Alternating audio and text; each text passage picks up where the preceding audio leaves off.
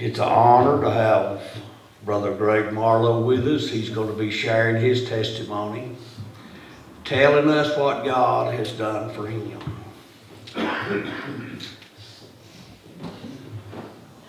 We've been preaching around here for several months that when you get down to nothing, God is up to something. Amen. Sister Katie's had t-shirts made and a lot of folks are wearing them. I'm a firm believer that when you get down to nothing, you had to realize you was lost. Amen. Before you ever realized you needed a Savior. Amen. Brother Marlow has battled cancer for quite some time. And I know from experience that it will get you down to nothing physically is faster than anything that I've ever dealt with in my life. And I look forward to hearing his testimony tonight. Amen. Bless you, God. It is such an honor and a privilege to be here tonight and share what God's done with me. Now, don't let the Bible fool you or make you nervous or anything. I ain't a preacher, okay? I've just happened to carry a few notes in here that's real important, like my phone number, if in case I get lost and can't get back home, you know, things like that. But, yeah, well, I appreciate that, Roger. I really do. But, like I said, it's such an honor every time I get to go and share what God's done for me in my life. And I truly am a miracle. Honest to goodness miracle. I'm supposed to be dead now, almost getting close to 3.5 years that they had pinpointed me to leave out. But God had other plans. I don't always understand why we go through things that we do, but God can take some awful tragic things in our lives and turn them around if we'll allow Him to, and He will get glory out of it and honor. And I'm just thankful to be a vessel for Him tonight. I really am. Now, a lot of y'all know me, and some of y'all don't, but and some of you have known me for a long time. But for those who don't, I'm going to give you just a little bit of my background. Now, I honestly believe, and this is one of the things that, honestly, just to be real honest with you, thank you, Katie, that got me through. And I don't know if I can stand still here. I'll be all over the place. So hope y'all can hear me. I've got a big mouth anyway. But God has, for some reason, gave me the ability to find humor in situations that wasn't all that funny to a lot of folks. And I guess that's been my way of coping with things my whole life. And to be honest with you, it ain't always been real good for me. Now, that don't always work when you're around folks that ain't got much of a sense of humor. It kind of fails on you, you know what I'm saying? And I first discovered that my life was going to be rough and tragic at times when I was in the 7th grade in school. Now, I went to school up here at White Oak, right around here, and this was back in the day, and y'all remember this, most of y'all do, back when teachers actually paddled. You remember that? I mean, the janitor carried a paddle around when I went to school. Everybody had a paddle. And for some reason, I didn't think I'd went to school if I didn't get one. I thought that was just part of it. But I had gotten into a little bit of trouble. Nothing major, just kid stuff, you know. But anyway, they had took us out in the hall. They took 4 of us out in the hall. And that teacher, I'm telling you what, he had paddling down to an art form. Wasn't much of a teacher, but he was a heck of a paddler, I'm telling you. But he lined us up on the wall, and he started to go down the list. I got on the end because I was postponing that dude as long as I could. Now, he had 4 paddlings to pick from. Now, you can tell you got a serious paddler when he names them. And he did. And one of them was called a cannonball, the other one was called a rifle, and the other one was called a Gatling gun. Or that was the 3, actually. And I got down on the end. I was going to be the 4th man out, and I was going to postpone as long as I could, Brother Darrell. So he come to the first one, and he took number 1, and I remember after he got number 1, I seen that tear well up in the corner of his eyes, and he was trying his best not to cry. He went down to the next one. He took a different one. He didn't want nothing to do with number 1, so he took number 2. And he gave him number 2. And same effect. That big old tear was welled up in the corner of his eyes, and that boy was trying his best not to cry. He come to the next one. He took number 3. Same effect. Wore him out. And he was trying his best not to cry. Now he come to me, and I'm thinking, right now would be a real good time to interject a little humor and break all this tension that was in the room. So he said, Mr. Marlow, what will it be? And I said, well, John, I'll tell you. Now that was my first mistake, because you didn't never call a teacher by his first name. I said, I saw all 3 of them, and I ain't really interested in none of them. I found out what number 4 was. It was called the sampler. I got every doggone one of them. I couldn't even walk going back to the room. I couldn't stand my britches touching my rear end. He'd set me on fire. But not everybody had that same sense of humor that I did, and I found that sometimes it didn't always serve me well. But I tell you what, I come to find out in times in my life that I needed a smile and needed to laugh. You know, the Bible says that the joy of the Lord is our strength. We should be the happiest people on earth as Christians. I don't care what we're going through, they should still be able to see that smile. Because regardless of what's going on down here, the outcome is heaven. We win either way. And we got to always remember that. We got to always remember that. Now I'm going to fast forward a long time. I'm going to fast forward to about November of 2010. I thought my life was fine. I thought my life was great. I was working, had a good job. Man, I was working like crazy. Had all the little toys that sometimes we accumulate when we do work a lot like that. And I thought just everything was going fine. And my life turned around just almost overnight. I had got a knot that came up on the side of my hip. And, of course, I complained about it. And Angie said, won't you go to the doctor and do something about it? I ain't never been one, I don't care nothing about doctors, so I was postponing that as long as I could. Finally, from where the seatbelt was hitting it, I just couldn't take it any longer.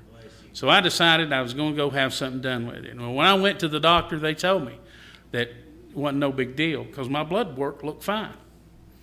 They said, we're going to send you to a surgeon. It's a little bit more than what we can handle in office. And by the time that they had got me an appointment in to see a surgeon, which was 3 weeks, this knot that I had on my hip had grown from the size of about a golf ball to the size of a softball in 3 weeks. I mean, this thing was in nuclear overdrive. And it was very, very uncomfortable. They still done the biopsies, removed it and said they'd send it off for a biopsy. Said, if you don't hear anything in 3 days, then you ain't got nothing to worry about. But we don't think that there's anything to be concerned because your blood looks good. So after 3 days, I hadn't heard anything. 4 days, hadn't heard anything. 5 days, hadn't heard a word. I had just completely, that was not even an afterthought of any kind, it being anything, because I was way past the time limit to hear any bad news, I thought. In 10 days after my surgery, I went back for the doctor to check to see if the stitches that I had, some of them were ready to come out. So I went back. My wife, she said, I'm going with you. I said, hey, I'm just going to run down here and get a few stitches checked. It's right down here at the hospital. No big deal. She said, no, after we get that done, if you want to, maybe we can run out and grab a bite to eat or something. I thought, well, that's, not a bad deal. So we got there, and I thought something was funny when the doctor come in the office, and he sat there, and he just had a real solemn look on his face. He said, let's wait for the nurse, which I thought was kind of strange. Why in the world would you wait for a nurse? Then I assumed that he's going to make her take the stitches out and do all the work. So I'm still fine. And that's when he dropped the bomb on us. He said that it was as serious as he could be. He told me I had sarcoma. Now, I had no idea. I'd never even heard the name sarcoma before in my life. I thought everything was going great. Besides, I thought cancer happened to everybody else but me. Yeah. You always think that it happens to somebody else and never you.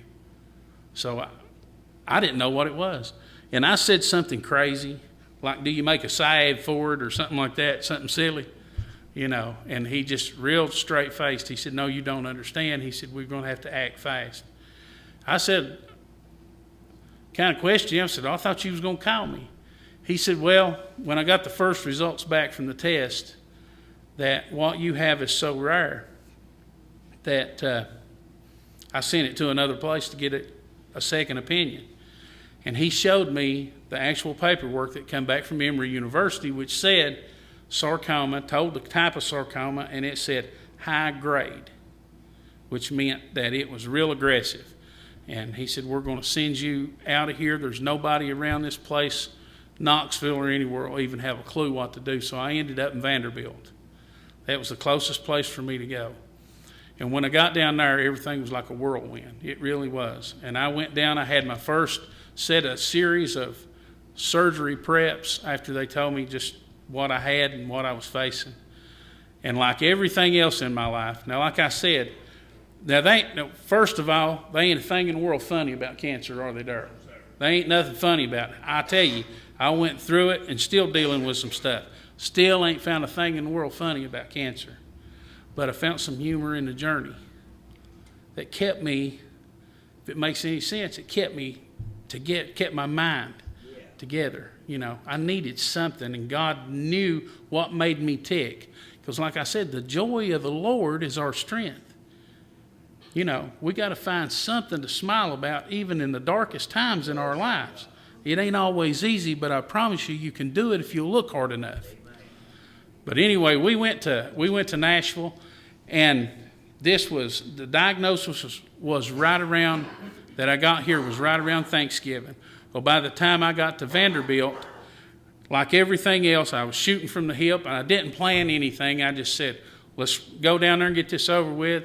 Angie suggested that we leave the day before because I had to be at Vanderbilt at 6 o'clock in the morning, and I had 5 different doctor's appointments in one day. She said, you'll be wore out. So we'll leave, go there the day before, and you can get you some rest that night before we go. I said, that'd be fine. Yeah, no problem. Never made a reservation, never done nothing. Kind of getting towards the winter time anyway. What's going on in Nashville that would cause me any concern? Just happened to be the Friday night that Tennessee had played its last bowl game that they've been in ever. They was playing right down the road. Guess what you can't find in Nashville when Tennessee's playing a bowl game? A motel room. At all. We drove from one end of Nashville, from one end of it, back, north, south, east, and west.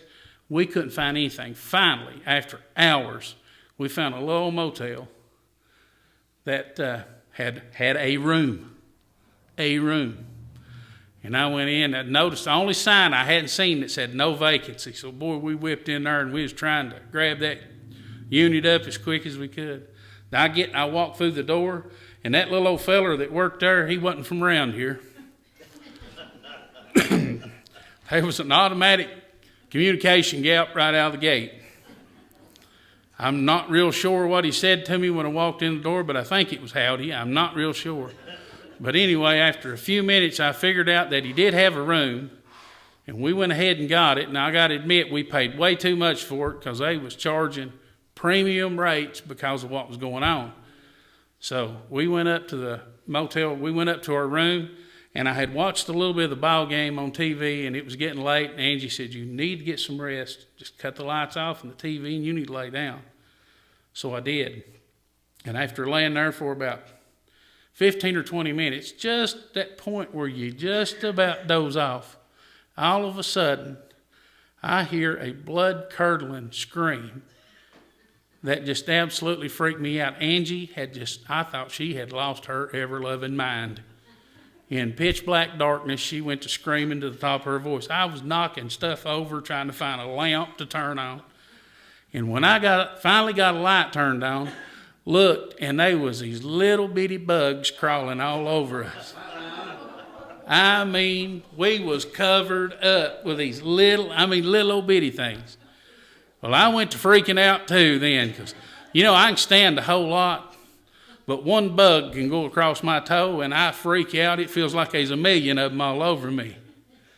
Well, I'm telling you what, I was done with that place. I was a swatting and slapping, and I finally got to my mind enough. I went and I couldn't figure out what they were at first, so I got a little plastic drinking cup that they put in the room, and I drug it right along the cord of that mattress, and when I picked it up, they was about that thick in the bottom of it. And I thought, what in the world have we got into? We're in the twilight zone or something. I could figure what was going on. So I went into the bathroom. There's a white porcelain sink, and I poured them things out so I could try to get an idea of what they were, you know. Against that white sink, they really stood out. And there they laid on their back, just kicking them little legs. And I was like, we got to go. That's it. I'm done. I don't care if we got to drive to Bowling Green, Kentucky to get somewhere to stay. I'm not staying here tonight. So we got on the elevator and went back downstairs, and I confronted that feller at the desk that wasn't from around here. And I said, buddy, we've got a problem. I said, we've got a room full of bugs. Honest to goodness. He's turned around and looked at me as plain as he went, no bugs. I said, you're not understanding me. Our room is the bed, the mattress, everything. We're covered in bugs. He went, no bugs. I said, yeah. This goes back and forth. All he would say was, no bugs. And I'm getting real frustrated and real aggravated, and I'm trying to keep my cool all at the same time, and Angie sees I'm getting a little aggravated and tore up. So I finally get him to agree, at least I think I did, that he was going to send the maintenance guy up to the room to look and see what the problem was. I done told him what the problem was, but he wasn't buying it. Well, anyway, I told Angie, I said, you stay right here. I'm going to follow that fellow up there, and I'm going to show him what's going on. Just as I got there, he was at that door fixing to walk in. I hollered at him. But when I got down there, it must have been his cousin, because he wasn't from around here either. And I walked on in the room with him, and we walked over to the bed, and I just reached and grabbed the corner of the bed sheet on the other side and pulled it back, and there that cord, when I thumbed it back, it's just like a black streak. You could see them. I said, right there they are. Honest to goodness. He stepped back, threw both hands up in there and went, no bugs. I said, buddy, that is the bugs. There's thousands of them. It's coated. He said, no bugs. I said, you don't understand. We're eat up with them. He said, no bugs. Only he didn't say it that plain. So I'm figuring that I need to prove a point to him. So I take him by the arm gently. And I walk him in the bathroom, because I remembered I poured me about 1,000 of them little dudes out on that porcelain, and I allowed some of them was still there fighting to get off their back. So when he walked into the bathroom, he never said a word. He just reached up and turned the water on to rinse them down the sink. He was getting rid of the evidence. I knew what he was doing. Now, in the Bible, in 1 Timothy, it warns us not to lay hands on a man suddenly. Well, I went ahead and did that. I really just meant to push him back out of the way and get the water cut off. But I pushed him a little bit harder. I guess that, what is it they call that? Adrenaline. Yeah. That was pumping through my veins. And he went out of the room backwards, and he hit the wall, flat of his back. And as his wind left him, he went, no bugs. That little old feller jumped up, and that's the fastest I ever seen anybody leave a room in my life. He was running down the hall, not walking, and I was right on his heels. I was trying my best to catch him. When I rounded the corner, he was standing at the elevator, and he was mashing that thing so fast that I thought he was going to drive it through the wall. And when he seen me, he turned and hit the stairs. About the second floor on them metal stairs with reverb on it this time, I heard, no bugs! Well, I'm not finding this funny at the time either. So I leave, go back to the room, and I'm just tore all to pieces, don't know what to do. And I head back downstairs. I told that feller, I said, buddy, I don't know where that feller works for you at now. Last time I saw him, he's headed towards the parking lot.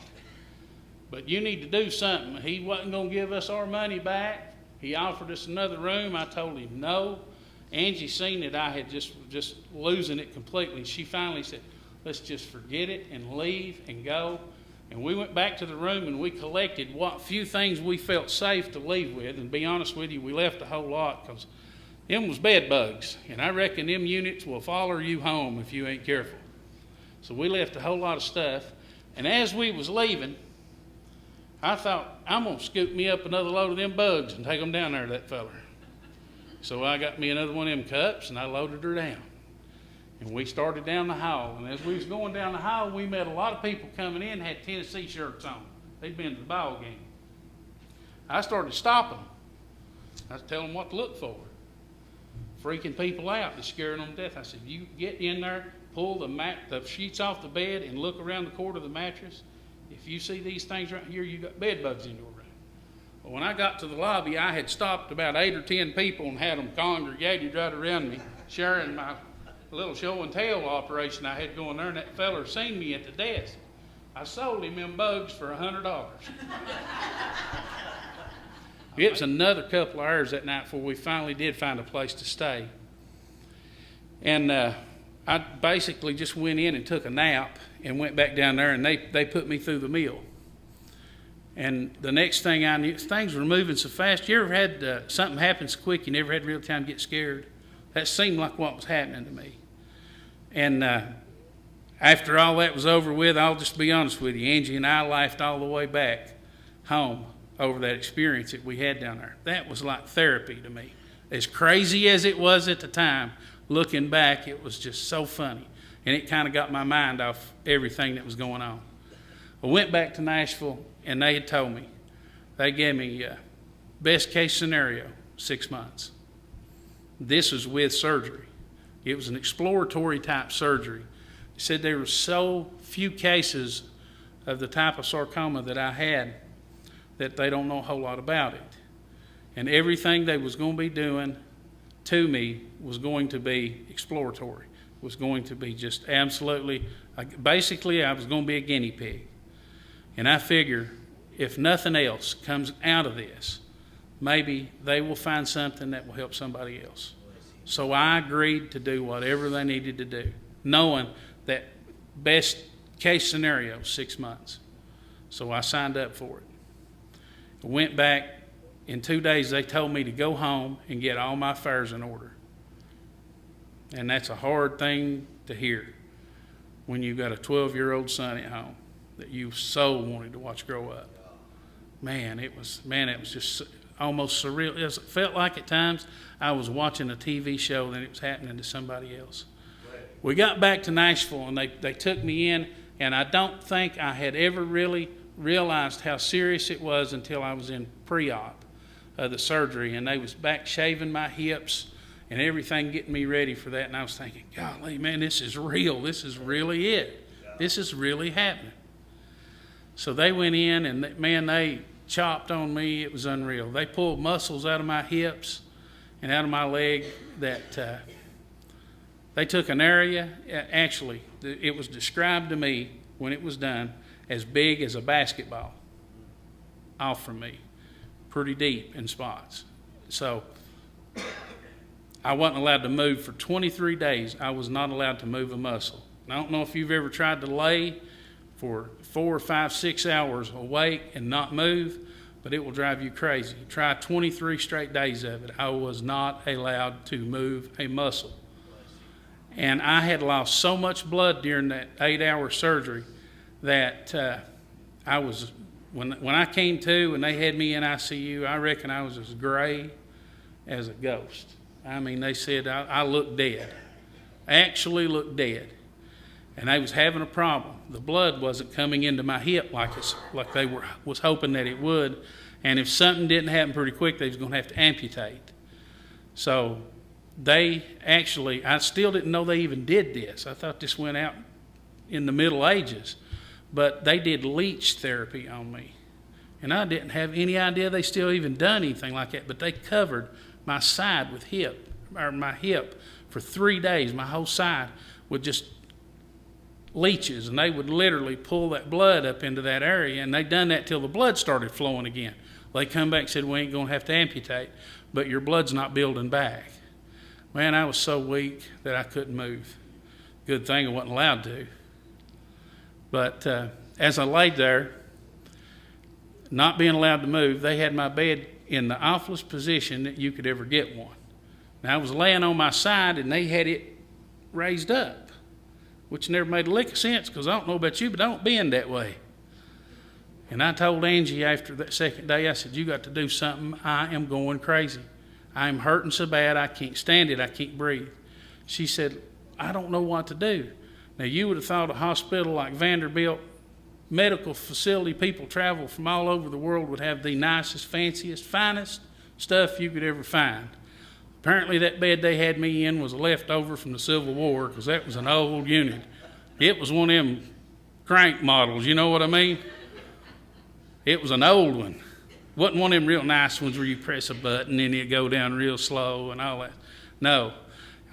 She said, I don't know what to do. I said, just reach up there above my head. That nurse was fooling around there. I said, find some kind of gear shift and pull it, because I got to have some relief. Well, she did. She said, I found something. I said, pull it. That bed went from here to here in about a millisecond. And I honestly thought that she had killed me. I've seen lightning go through the middle of that room and everything. It took my breath away from me. I laid there, I screamed, and then grabbed that little guardrail that they had up so I wouldn't roll out of the bed, and I think I bent it. And finally, after the tears got out of my eyes and my senses started coming back, it did help. So I was like, just sit down over there, I'm fine now. And I'd laid there, honestly, weak and no blood coming back, and I couldn't hold my head up. And by that third day, I must have looked like the most pitifulest thing that you'd ever laid your eyes on. I had no idea. We had no idea. It was still, could go either way. And as I laid there, looking pitiful, and God bless her, my wife, she never, ever left my side. I was in ICU 9 days in Vanderbilt, and she never left the room. She sat right there. She wouldn't even go eat. If somebody didn't bring her anything, she wouldn't even eat that day. She sat right there beside me. Looking at me and being all pitiful like I was, she decided that just to encourage me and cheer me up, that she was going to walk over, lean over that guardrail thing there, that bed rail, and give me a little kiss on the cheek and just tell me she loved me. Just to let me know she was there. And when doing that, as she walked up to me, she stepped on my catheter. Have you ever had one of them?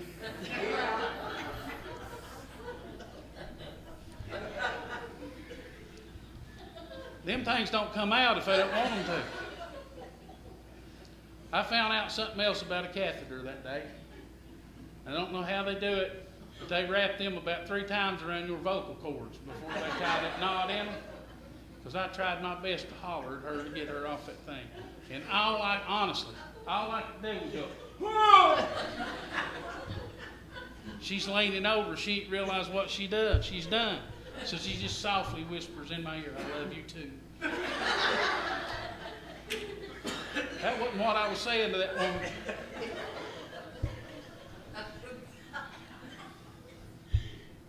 She started to lean back, and as she was looking down, she noticed that she was standing on that catheter. And my eyes was out on the stems about that far was the other dead giveaway. And it scared her to death. It did. It scared her to death. She knew she needed to do something, and she needed to do something quick. So she figures the best thing to do is push off on something.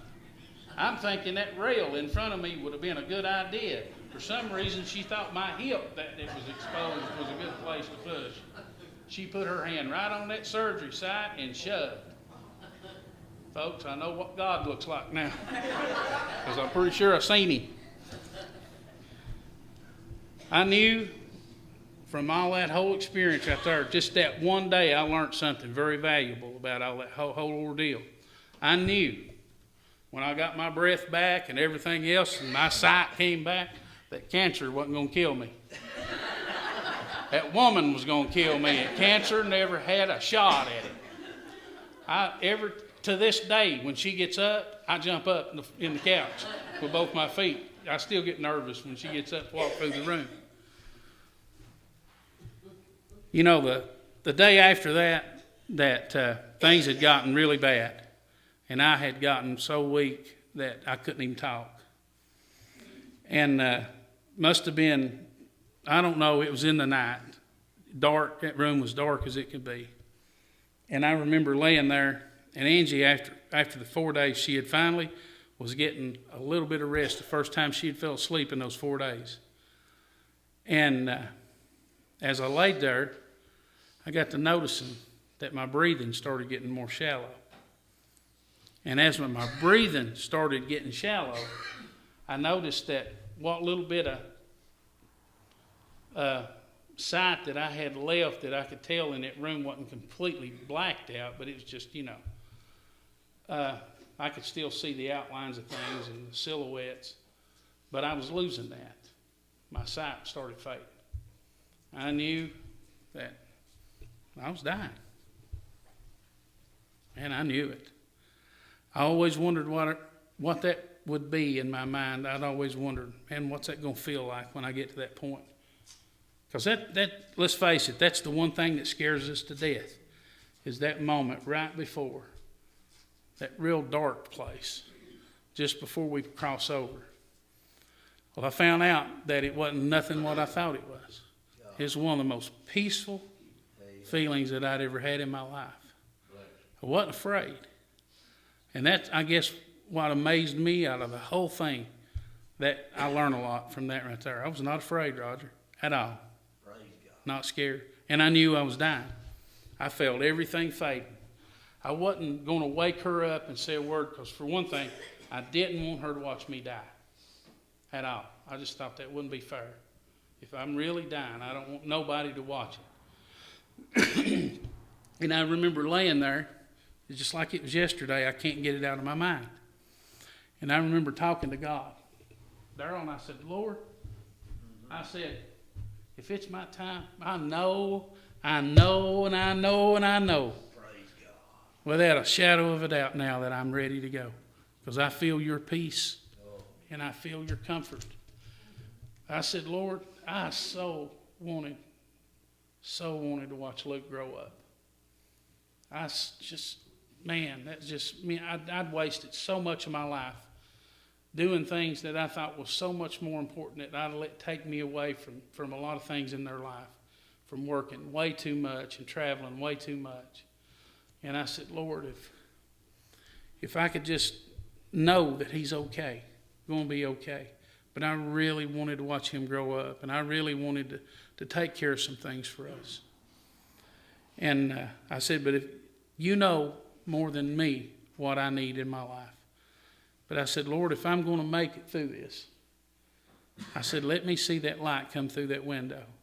Now, the one thing I had noticed, that the only way I could tell between night and day in that room was the window behind my head. It was a big old window, apparently was facing east. Because when the sun come up in the morning, as I laid there, that light beam, just a beam of light would come through that window, and that wall would start lighting up over in the corner, and I could tell it was getting daylight. Now, I can't tell you how long I laid there after I prayed that prayer. Don't have a clue.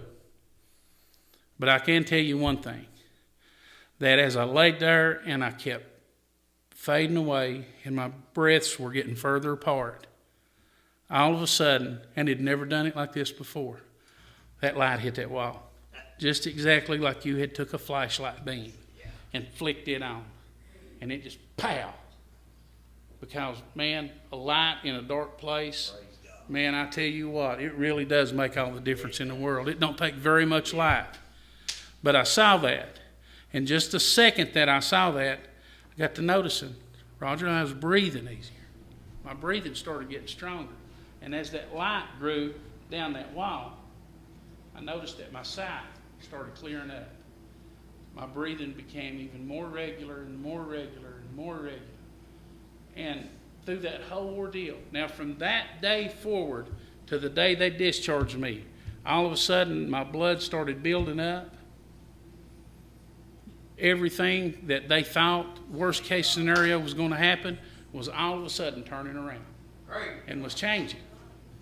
Now, I'll tell you what, folks, I found, and I never realized the significance of that day. But you know what? No matter where you're at and how dark it is, something happens and changes when the sun shows up. It does. And I ain't talking about the S-U-N. I'm talking about the S-O-N. I had never felt the presence of God like I had felt in that room, and that warmth that came over me when that light hit that wall. And it turned my life completely around. Now, I ain't going to tell you that it's been a cakewalk. It took me a year to learn to walk again. I was 1 year, almost exactly 1 year, before I took my first step on my own. I went through the wheelchair deal, everything. It was rough. It really was. But God never, ever left my side that whole time. And He gave me stuff to laugh at, even if it was at myself. Because, like I said, the joy of the Lord is our strength.